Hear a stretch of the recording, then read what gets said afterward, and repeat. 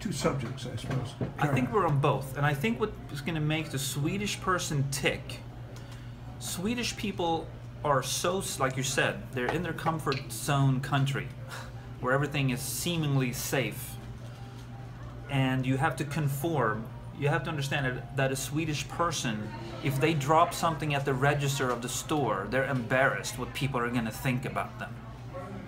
So when you do a program, or you channel, or you highlight a person who is breaking that mold, if you break that mold in Sweden, you're a bad person. Don't think you're something. It's more accepted if you do it outside Sweden. So that's why New York. That's why you go here, because it's accepted, and that people love to see people that dare to break the mold. To dare to experiment. I mean, we have.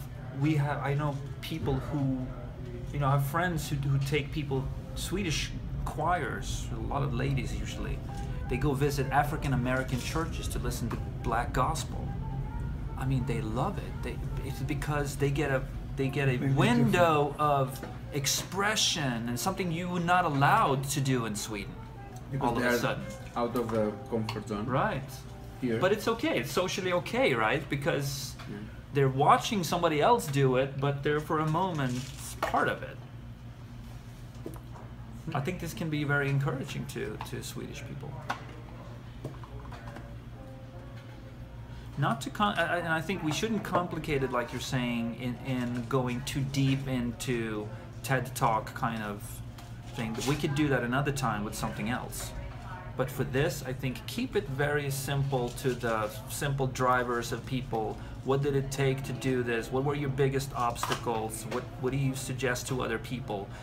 What sets you apart? Why did you succeed in doing this, Frederick? How come you became this successful person? Ulrika, how come you started a restaurant in New York? Most people wouldn't even think the thought.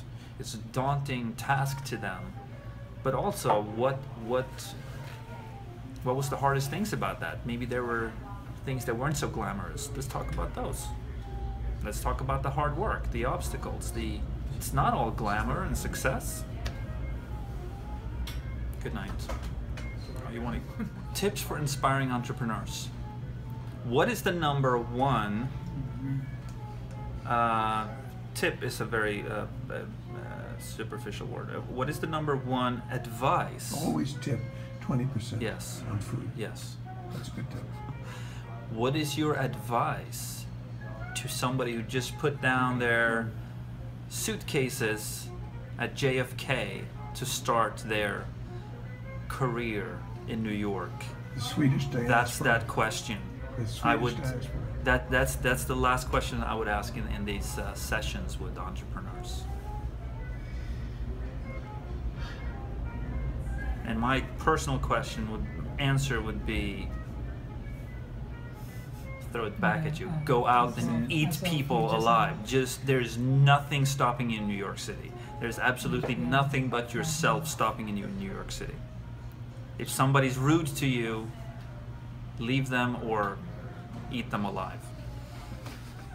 And I say, we have discussed briefly the idea that there is a funding, future aspiration, a funding, some sort of an enterprise that can be funded. Mm-hmm. And that would be an entrepreneurial gesture, because you have to have an audience on the other side. Just making things isn't entrepreneurial.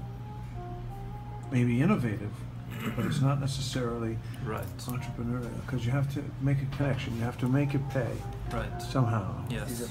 You use the term monetize, but mine is make it pay somehow. Yeah.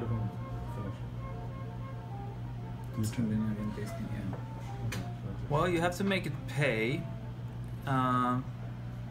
It's all investment. I mean, entire life is investment. So I think you could be more or less clear on what the payoff is going to be. He's not an animal. I can feel it. No, he's not.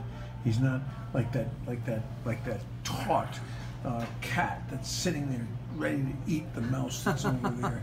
He's being more. That's Okay, let's move on to the next. let's talk about future aspirations, either for an entrepreneur or for yourself, or however you want to do it. It's the title is Future Aspirations. What was not part of the interview? Well, I put that down because